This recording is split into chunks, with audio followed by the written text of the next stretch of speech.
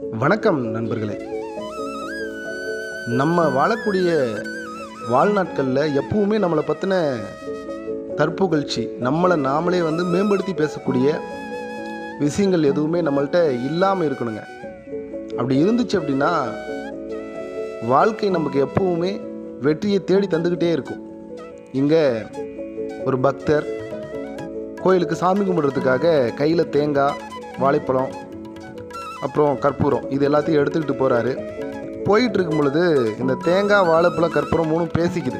என்ன அப்படின்னா, தேங்காய் சொல்லுது, நான் தான் இந்த உலகத்திலே ரொம்ப புனிதமானவன், நான் தான் ரொம்ப கெட்டியானவன், என்னை ஈஸியாக உடைச்சிட முடியாது, உடைச்சதுக்கப்புறம் எனக்குள்ளார இருக்கக்கூடிய தீர்த்தத்தை தான் எல்லாருமே தெளிச்சுப்பாங்க, நான் ரொம்ப புனிதமானவன் அப்படின்னு சொல்லிக்குது.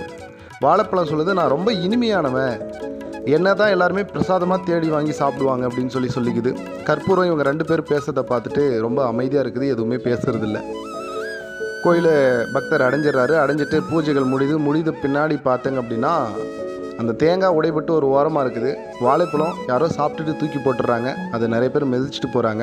ஆனால் அந்த கற்பூரம் மற்றவங்களுக்கு வெளிச்சத்தை கொடுத்துட்டு தானும் எரிஞ்சிட்டு எதுவுமே இல்லாமல் ஆயிடுது. நல்லா தெரிஞ்சுக்கோங்க, தன்னை பற்றின மேம்படுத்தப்பட்ட பேச்சு இருந்துச்சு அப்படின்னா நாமளும் இந்த தேங்காய், வாழைப்பழம் மாதிரி ஒரு ஓரமாக தான் இருப்போம். நம்மளை நாமளே புகழ்ச்சி பண்ணிக்காமல் அமைதியாக இருந்தோம் அப்படின்னா லைஃப்பில் வெற்றியும் நம்மளை தேடி வரும்.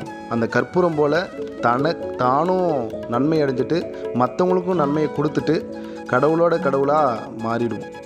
ஸோ வாழ்க்கையில் எப்பவுமே தலகன பேச்சே குறைச்சிக்குனீங்க அப்படின்னா வாழ்க்கை ரொம்ப சிறப்பாக இருக்கும். யோசிச்சு பாருங்கள், ட்ரை பண்ணுங்கள். நன்றி.